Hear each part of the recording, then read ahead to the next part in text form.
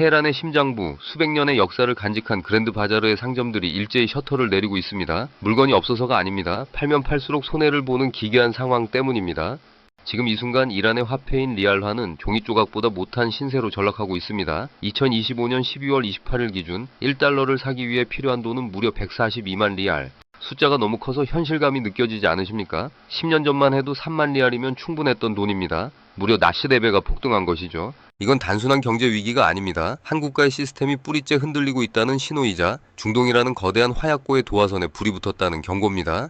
여러분은 오늘 이 숫자의 이면에 숨겨진 거대한 자원 전쟁과 지정학적 수싸움을 목격하시게 될 겁니다. 이란 중앙은행 총재가 번지점프를 하듯 추락하는 환율을 막지 못해 전격 사퇴했고 분노한 민심은 다시 거리로 쏟아져 나오고 있습니다. 그런데 말입니다. 우리가 여기서 정말 주목해야 할 점은 이란의 불타는 거리 너머에 있습니다. 세계 최대의 천연가스 매장국이자 거대한 석유 매장량을 보유한 이 자원대국이 왜 이런 처참한 몰락을 겪고 있는지 분석해봐야 합니다. 이 몰락이 전 세계 에너지 공급망과 대한민국의 경제에 어떤 치명적인 연쇄 반응을 일으킬지 냉정하게 분석해봐야 합니다. 지도를 펼쳐놓고 중동의 지형을 한번 보십시오. 이란은 단순히 중동의 한 국가가 아닙니다. 전 세계 석유 물동량의 20%가 통과하는 호르무즈 해협의 목줄을 쥐고 있는 나라입니다. 그런데 지금 그 목줄을 쥐고 있는 주인의 손이 떨리고 있습니다. 환율 방어 실패는 단순한 실책이 아닙니다. 미국 트럼프 2기 행정부의 출범과 동시에 시작된 강력한 최대 압박 작전이 이란의 숨통을 조이고 있다는 증거입니다.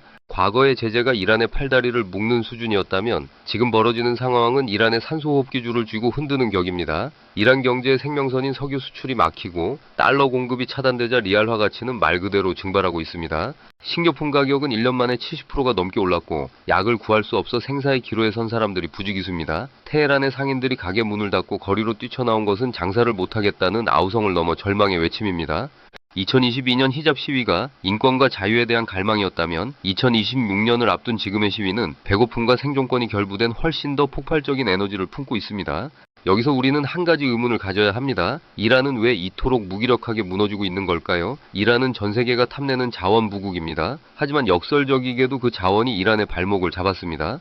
석유와 가스 수출에만 의존해온 기형적인 경제 구조는 서방의 제재라는 강력한 항생제 앞에 면역력을 완전히 상실했습니다. 트럼프 행정부는 이 점을 정확히 꿰뚫고 있습니다. 이란의 석유를 사주는 중국을 압박하고 이란의 금융망을 국제사회에서 완전히 고립시키는 전략. 이것은 총성 없는 전쟁입니다. 하지만 이 전쟁의 무서운 점은 패배한 쪽이 막다른 골목에 몰렸을 때 선택할 카드입니다.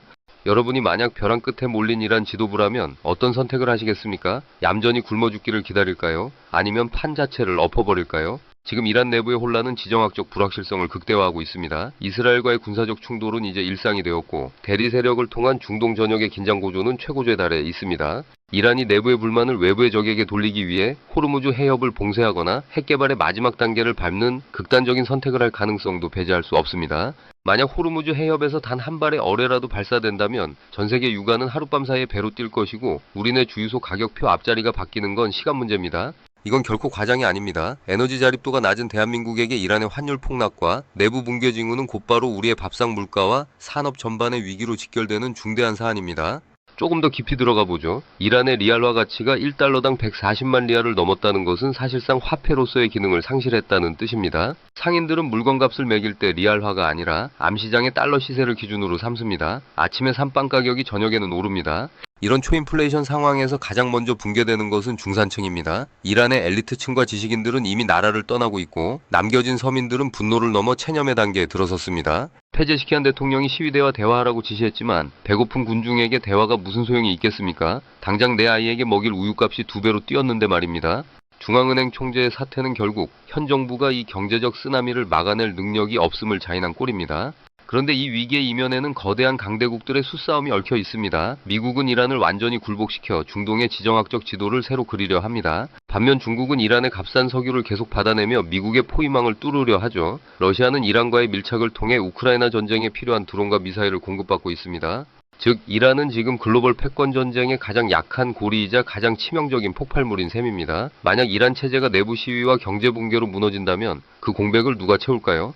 제2아랍의 봄이 올까요? 아니면 더 잔혹한 군부 독재나 극단주의 세력의 등장이 기다리고 있을까요? 어느 쪽이든 전 세계 에너지 시장에는 재앙적인 시나리오입니다. 우리는 1979년 이란 혁명 당시를 기억해야 합니다. 당시 이란의 정세 불안은 2차 오일 쇼크를 불러왔고 전 세계 경제는 침체의 늪에 빠졌습니다. 지금의 상황은 그때보다 더 복잡합니다. 그때는 없었던 핵 문제와 고도화된 미사일 기술, 그리고 촘촘하게 얽힌 글로벌 공급망이 존재합니다. 지금 이란에서 벌어지는 환율 폭락과 시위는 단순히 한 나라의 불행이 아니라 우리가 누려온 저렴한 에너지의 시대가 끝나가고 있다는 조종, 디어종일 수도 있습니다. 자원 전략 측면에서 볼 때 이란의 불안정은 곧 공급의 불안정이며 이는 자원을 무기화하려는 다른 국가들에게도 강력한 영감을 줄 것입니다. 대한민국은 어떻게 대응해야 할까요? 우리는 원유의 상당 부분을 중동에서 수입합니다. 이란과의 직접적인 거래는 제한적이지만 중동 전체의 리스크는 피할 길이 없습니다. 유가가 요동치면 물가가 오르고 물가가 오르면 금리가 너를 뜁니다. 우리 지갑 속의 돈 가치도 이란 리알화만큼은 아니겠지만 분명히 위협받게 됩니다. 세계는 지금 연결되어 있고 그 연결의 고리는 자원이라는 끈적하고 단단한 매개체로 묶여 있습니다. 이 사태의 향방을 가를 핵심 변수는 트럼프 2기 정부의 행보입니다. 만약 이란이 끝내 버티지 못하고 무너진다면 그 여파는 중동을 넘어 중앙아시아와 유럽까지 번질 것입니다. 이미 이란 주변국들은 난민 유입과 경제 파급 효과를 차단하기 위해 국경을 높이고 있습니다. 여러분, 이 숫자를 다시 한번 기억하십시오. 1달러당 142만 리알. 이 숫자는 한 국가의 자부심이 꺾인 수치이자 국제정치가 한 나라를 어떻게 파괴할 수 있는지를 보여주는 잔혹한 지표입니다. 자원을 가졌다고 해서 모두가 부강해지는 것은 아닙니다. 그 자원을 지킬 힘과 지혜, 통찰력이 없다면 그 자원은 오히려 독이 될 뿐입니다. 이란의 비극은 우리에게 묻고 있습니다. 준비되었는가? 테헤란 바자르에 닫힌 셔터 뒤에서 어떤 음모와 결단이 내려지고 있을지 아무도 모릅니다. 상황을 냉철하게 지켜보고 국익을 위해 우리가 둘 수 있는 다음 수를 고민해야 합니다. 이란 내부의 민심 위반, 72%의 식료품 물가 상승은 단순한 통계가 아닙니다. 빵조차 배불리 먹지 못하는 국민들의 분노는 결국 체제의 정당성을 소멸시킵니다. 이란의 위기는 자원 공급국으로서의 신뢰도를 무너뜨리고 있습니다. 기름이 없어서 멈춰선 탱크, 월급을 받지 못해 사기가 떨어진 군인들, 이란의 화려했던 군사력은 이미 내부부터 부식되고 있습니다. 이제 결론입니다. 대한민국은 에너지 수입선을 다변화하고 핵심 자원에 대한 통제권을 강화해야 합니다. 이란의 142만 리알이라는 숫자는 우리에게 보내는 마지막 경고장입니다. 우리는 그 매개체 속에서 길을 잃지 않도록 눈을 크게 뜨고 지도를 살펴야 합니다. 자원의 흐름은 권력의 향방을 말해줍니다. 오늘 분석이 여러분의 전략적 단초가 되었길 바랍니다.